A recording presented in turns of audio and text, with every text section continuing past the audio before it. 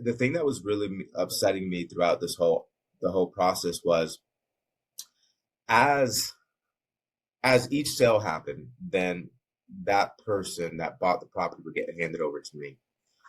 And what it was is the real estate agent was telling them, you know what, don't worry about your mortgage payments or your payments on this investment property because the rentals will take care of all that. Pretty much, this is a wash for you. So you don't have to worry about putting no money into it whatsoever.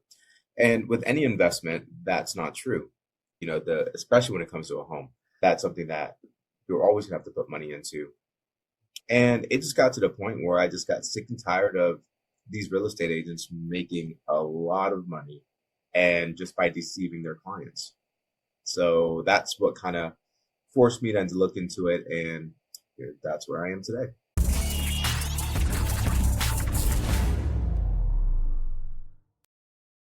Hello, everyone. Today's episode is a special one. You are used to seeing Omar hosting the Mr. Deed podcast, but today he will be a guest in his own podcast. On the Mr. Deed podcast, Omar usually does conversations about real estate, mindset, and making wiser moves. But today, we are turning the mic towards the person behind the vision. Omar Andreasen isn't just a real estate professional. He is someone who intentionally chooses to challenge the traditional industry model. Through the Mr. Deed podcast, he brings together industry experts and everyday individuals, creating conversations around the questions most people think but rarely get honest answers to. This isn't about hype or sales. It's about clarity, trust, and making informed decisions. Omar, welcome to your own guest seat. Are you ready to flip the script with me today? Yeah, it's kind of weird, but I guess so. Today, we will be starting with the origin story. Your story is unique and powerful. Can you please tell us what first drew you into the real estate world? Was it passion, opportunity, or was it something deeper?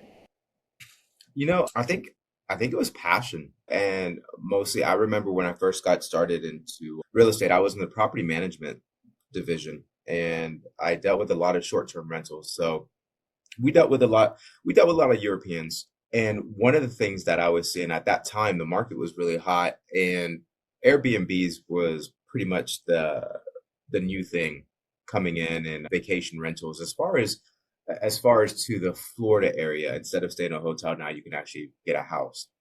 The commissions were really high, anywhere between 10 to 20%.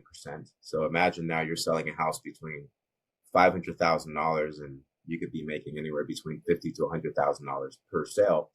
But the thing that was really upsetting me throughout the whole process was as as each sale happened, then that person that bought the property would get handed over to me.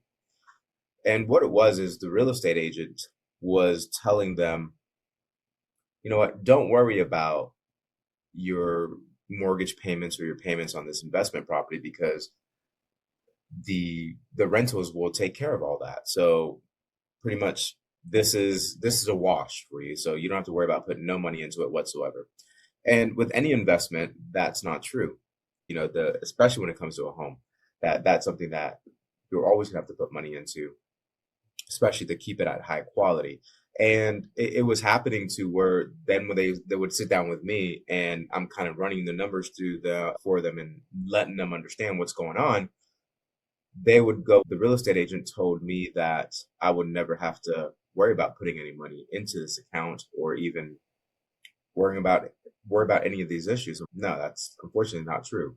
I said out of the 12 months, more than likely there'll probably be about 3 to 4 months, maybe even sometimes five, that you might have to shell up some money, anywhere between $3 to $5 to $6,000, maybe even more, depending on how much your loan is, etc. And it just got to the point where I just got sick and tired of these real estate agents making a lot of money and just by deceiving their clients. So that's what kind of forced me then to look into it, and that's where I am today. Thank you for sharing this with us, Omar. Now I want to ask you for any major challenge you faced early in your career, and how did that experience help you to experience the way you work with your clients today?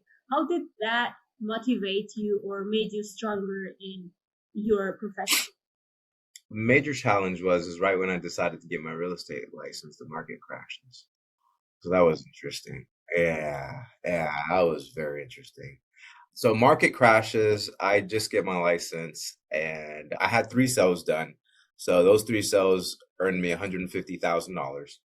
So I'm like, all right, so I have some pocket money. I was like, how am I going to keep on going through in this industry right now when the world is collapsing? Everything all around the United States was collapsing, financial ruins. And of course, whatever happens in the US usually trickles down into Europe. So we were losing our European clients, losing our clients here. So kind of got I had to go in there and reinvent myself and I picked up a part-time job just in case. So what I did is I kind of went down to the basics and started educating myself on marketing, started educating myself on the process of the real estate sales, working on getting leads and just pretty much saying yes to everything. And funny enough, I remember the where it started turning around for me. And I remember this one specific client. I got a phone call from one of our ads, and I reached back to him, and the gentleman was like, "Listen, I got a couple houses over there, but I haven't heard from my property management company. Don't know what's going on." I said, "Okay." I said, "How can I help you?" He goes, "Can you just go by these houses and take a look at them?" I'm like, "I'm not a property manager, but okay, I'll go ahead and check them out." So I went by, checked them out, and I told him, I said, "Hey, these houses are absolutely in horrible condition." And he goes, "Do you mind helping me then restoring them and then renting them out for me?" I'm like, "Huh." Well, I said, "Yeah, why not? Let's give it a shot." And that right there opened me up to learning how to start fixing up houses to where we started a fix and flip business. And most importantly, what I didn't know, this man on the other side of the phone was a multi-billionaire.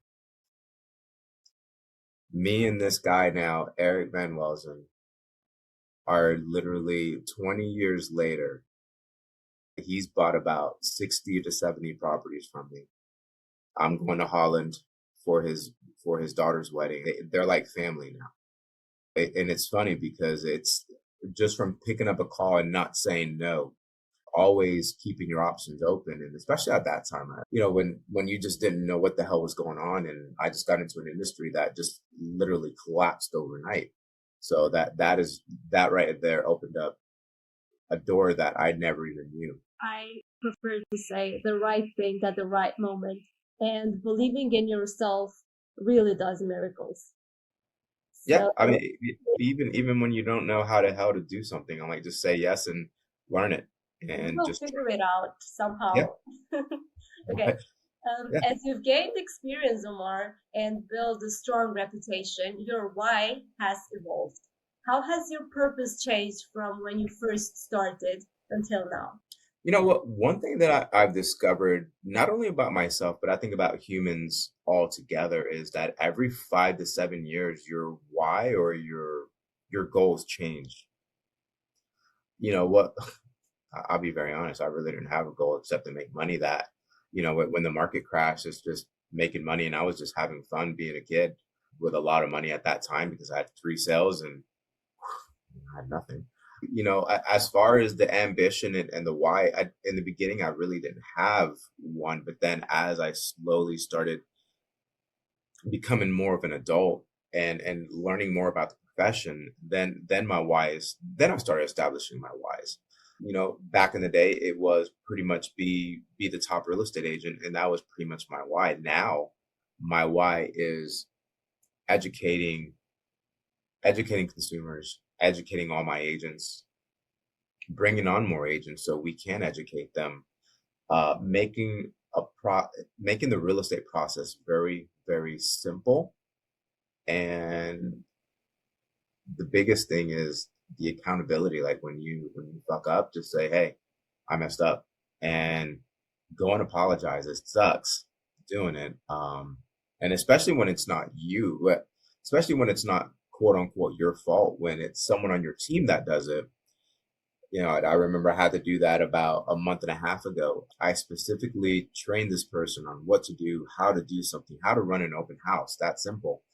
And the owner came home and pretty much didn't like the way it was ran because I explained to her how we run things. And long story short, she put that agent in the car and started saying, I want signs here, here, here, here, here. And then she said, and then the agent said, yeah, Omar told me. He goes, why didn't you do it?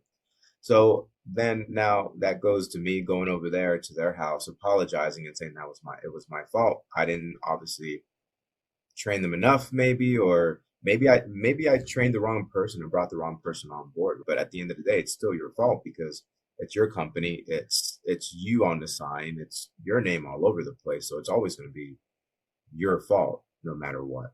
So that now, things have drastically changed from where I started to now where I see my vision and goal.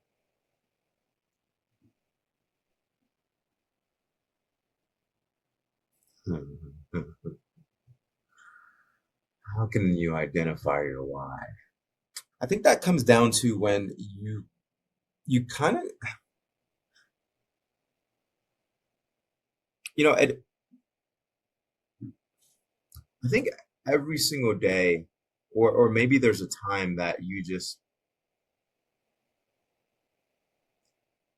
your life just, something about you just hits a wall, right? And maybe you've been hitting that wall now for a while, and you haven't allowed yourself. Maybe the signs have been there, but maybe the clear path has been in front of you at all times. But one thing I've learned is that it might be in front of you, but that doesn't mean that you're seeing it or looking at it or even paying attention to it. And it's usually because you don't want to. So I think it's one of those things to where you will find your why whenever you're ready, whenever you allow yourself to, and or you hear the right message. I'll give you an example. The other day I was on a call with my mentor. I'm grabbing my phone because I want to say it exactly the way he told me. And he's a very no bullshit guy. He's very straight to the point, and this is it. But one of the things that he told me, and we were talking about, I was kind of getting scolded, to be honest with you. And he said, "Let me ask you a question: Is this a goal or is it a commitment?" And I'm like, "What? I don't understand that. I don't understand the question." He said, "A goal is a goal, but a commitment is a goal with a consequence." And I remember getting off the phone with him, and then you know what? Yeah, that makes 100%. It makes sense, and that's something I spoke about in our team leadership meeting on Tuesday. And I'm like, let me give you an example. Let's say you're a part-time real estate agent and your goal is to get out of being a part-time agent and being full-time.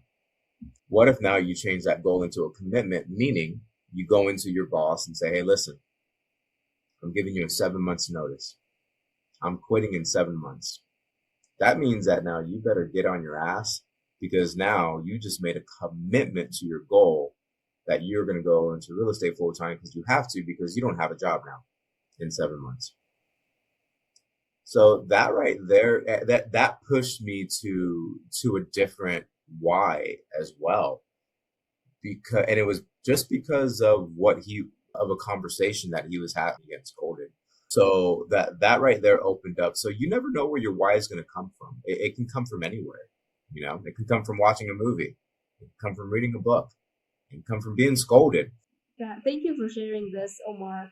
Now let's go back to talking more about your real estate journey. When did you first realize that you wanted to approach real estate differently from the traditional industry model that's been used before?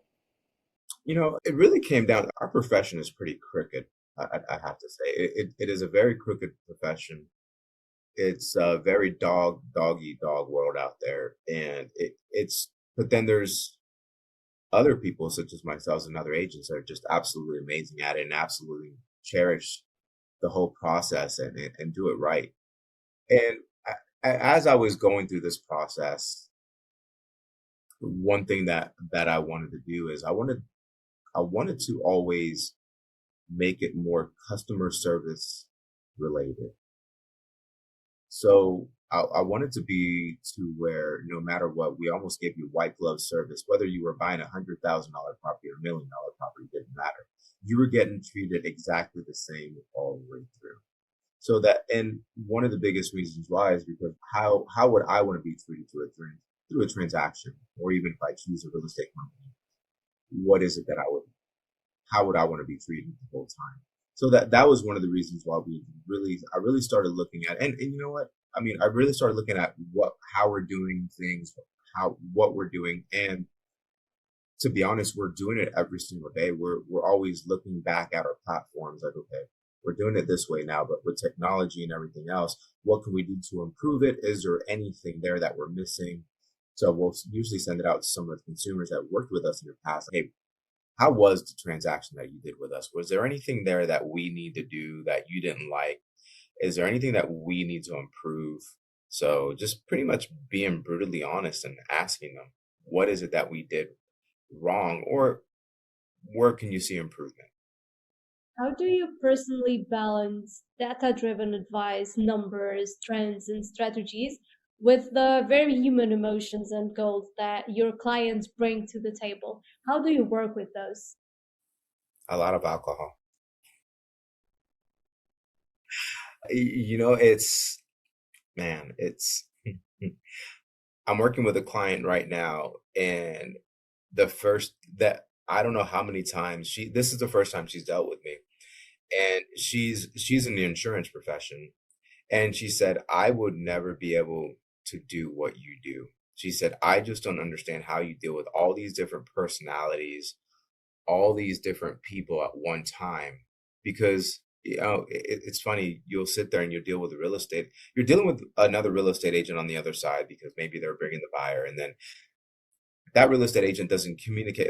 For example, let's say they go out and they look at the property at your house that you're listing. Then, of course, we all want feedback. Hey, what were your thoughts? What did you think about it? What did your clients think about it? And then all of a sudden, you never get feedback at all. They just ghost you. They wanted to see the property, now ghosted, which we get that a lot, and I prepare the sellers for that. And I tell them, I said, listen, understand that we might not get no feedback. No matter how many times I try, no matter if we text, call, whatever it is, we just don't get feedback. And that's very frustrating. So between dealing with that and then the emotional roller coaster of dealing with the seller or the buyer, and then even when you go under contract, then you still have more things coming at you, all the way for what if the house didn't appraise? What about going through the inspections? What will come up there? So it's literally one of those things that you have to be ready to confront everything that's coming at you. And you have to be, number one, open minded. Number two, you have to be very calm and collective through it all. And you have to be that way because you're dealing with so much emotion on each side. And especially with a real estate agent on the other side is always going to try to get the best deal for their client, and they're going to sometimes go out really, really cocky about it. So you have to go into it with just a very professional mannerism, knowing that you control the room and you can control your thoughts and your behavior, and you control everything that's going on. It's in your head, your words. So much in my head. Yeah. Okay, let's talk about the Mr. Deed podcast now. As I mentioned in the beginning, the Mr. Deed podcast isn't just about real estate, it's more about mindset, growth, and transformation. What inspired you to start the Mr. Deed podcast? What was your mission from day one? First thing I got to say, it wasn't my first attempt. It wasn't my second. I think it was my third or fourth attempt at this. And the main reason behind the podcast is education. That was number one, education, and just teaching people. And then second was potentially maybe more business, opening us up to big other markets. So those were the two biggest things. Oh, and and the third thing, meeting new people. I love meeting people. So it's meeting some really awesome. We've had some really amazing people on the show. We got to work with really amazing people that help us put this show together as well. I think, yeah, those are the three main things that I really, really love about doing the Mr. D podcast show and why we're doing it. How has sharing the knowledge openly through the podcast strengthened your relationships with the clients and other professionals in the industry? I could say since the show is fairly new, I don't know if we reached that yet. Just being 100% honest, because we are fairly new. I think we've only been running for what, 4 or 5 months, maybe, if that. And I do have friends that listen to it, and then they're actually funny. I got a couple friends that will listen to it and then send me like silly little text messages about certain things and about like certain guests that we have on there. I don't think we're there yet, but I think we will be there probably within the next 2 to 4 months to where we can be more impactful and really grow our audience more. So I think if anything, that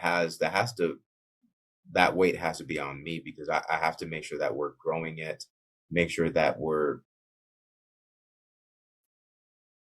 finding a different clientele so that clientele can then listen to it. So one of my big things for this year is really growing our YouTube channel and hitting at least 1,000 followers and thinking outside the box of how can we do that so then people can go on our channel and understand that we're here to help not only buyers and sellers but other real estate agents, any consumer, anyone who's listening. If a listener finds the Mr. Deed podcast and finishes some episodes and just remembers one thing, what's the biggest lesson that you hope that they walk away with? This guy Omar is real. That if I run into him,